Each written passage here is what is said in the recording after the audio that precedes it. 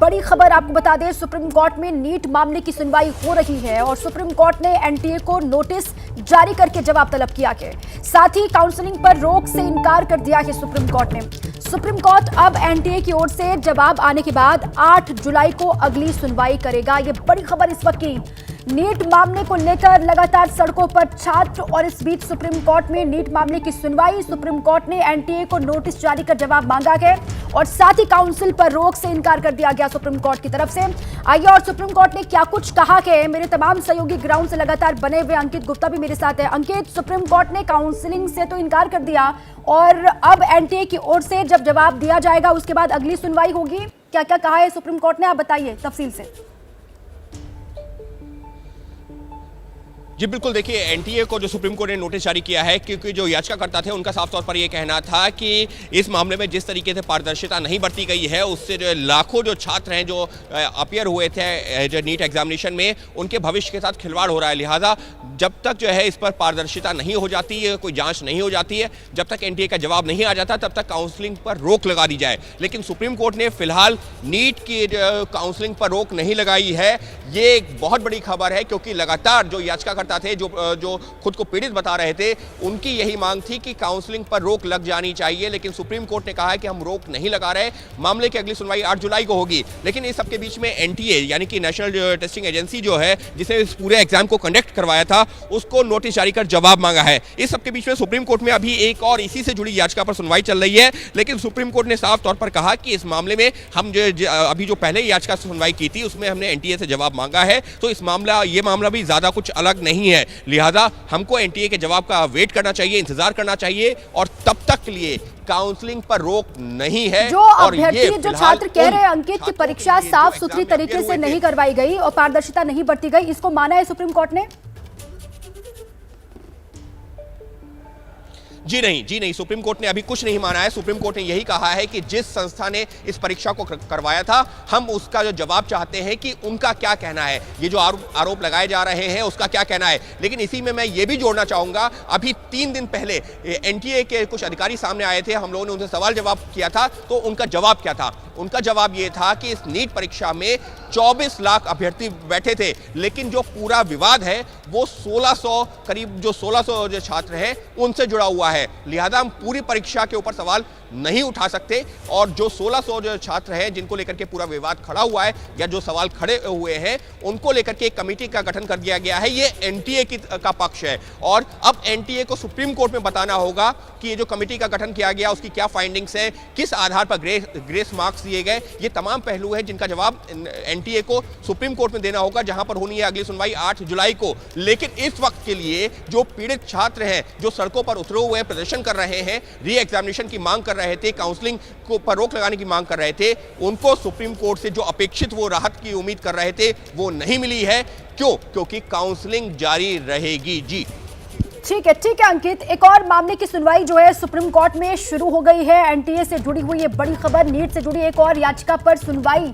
देखिए एनटीए का अपना पक्ष है, लेकिन नीट को लेकर अभ्यर्थी गुस्से में है। सुप्रीम कोर्ट में एक और याचिका पर सुनवाई इसी के साथ ही शुरू हो चुकी है। एक और काउंसलिंग को लेकर सुप्रीम कोर्ट ने याचिका पर सुनवाई करते हुए कहा कि काउंसलिंग पर रोक नहीं लगाई जाएगी और एनटीए को पहले जवाब देना होगा, उसके बाद फिर 8 जुलाई को अगली सुनवाई सुप्रीम कोर्ट में होगी। अंकित, ये दूसरी याचिका जिसका जिक्र आप कर रहे थे वही है जिसकी सुनवाई शुरू हो चुकी है सुप्रीम कोर्ट में?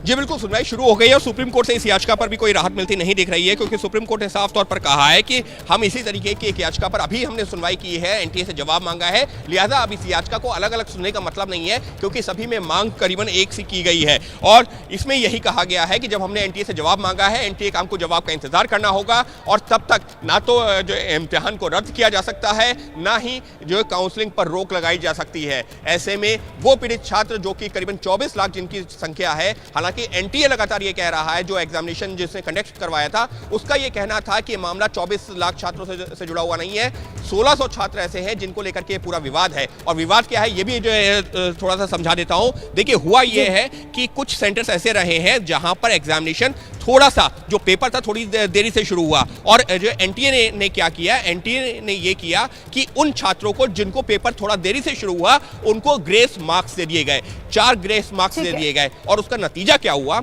उसका नतीजा ये हुआ कि एक ही सेंटर पर 67 टॉपर हो गए। देश भर में जो टॉपर है उसमें से 67 टॉपर एक ही सेंटर के हैं। जवाब हालांकि एनटीए ने दिया था और अपनी बात भी रखी थी, लेकिन इसको मानने को तैयार नीट के जो छात्र हैं वो नहीं है।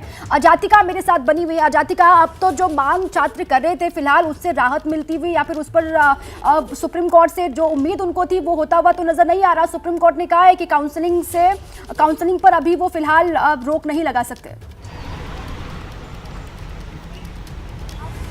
जी बिल्कुल दीपा, ये जो सुप्रीम कोर्ट ने कहा है वो लगातार स्टूडेंट्स को भी लग रहा था कि शायद सुप्रीम कोर्ट अभी यही बोलेगा, क्योंकि एनटीए की तरफ से अभी कोई बयान साफ तौर पर नहीं दिया गया है। और जब तक कोर्ट में भी एनटीए की तरफ से एक स्पष्ट क्लैरिफिकेशन नहीं दिया जाएगा तब तक कोई भी ऐसे में जो डिसीजन है वो शायद कोर्ट की तरफ से आना मुश्किल है।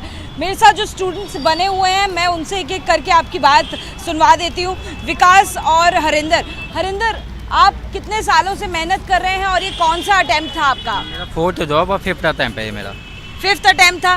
कितना स्कोर हो पाया अगर आप बताना चाहें? 548 मार्क्स हुआ है मेरा, SC कैटेगरी से हूँ मैं।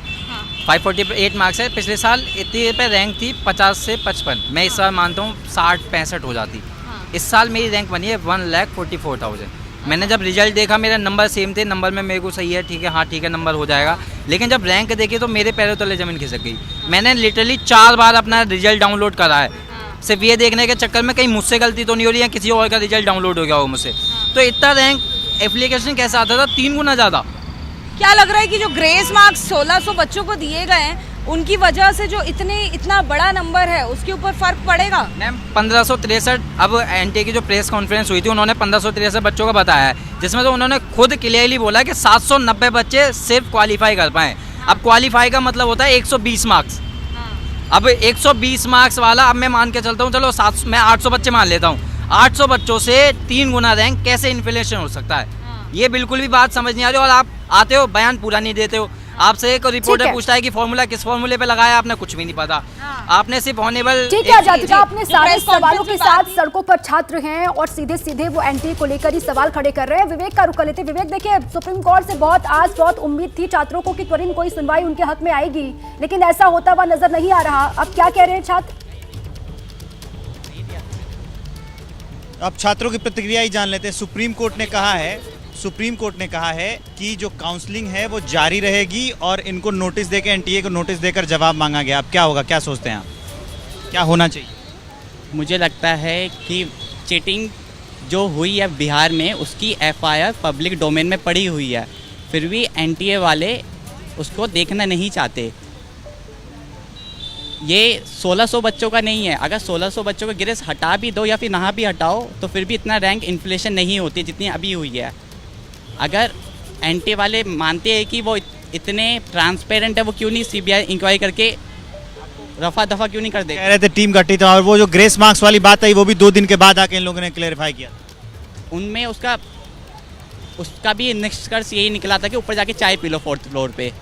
उनमें भी अगर उन्होंने स्टेटमेंट भी दी, कंफ्यूजिंग स्टेटमेंट दी थी प्रेस, जो उन्होंने प्रेस कॉन्फ्रेंस। आपका कौन सा अटेम्प्ट था? मेरा ये 2nd अटेम्प्ट था। मेरे 643 मार्क्स आ रहे हैं। 643? हाँ जी। और उसमें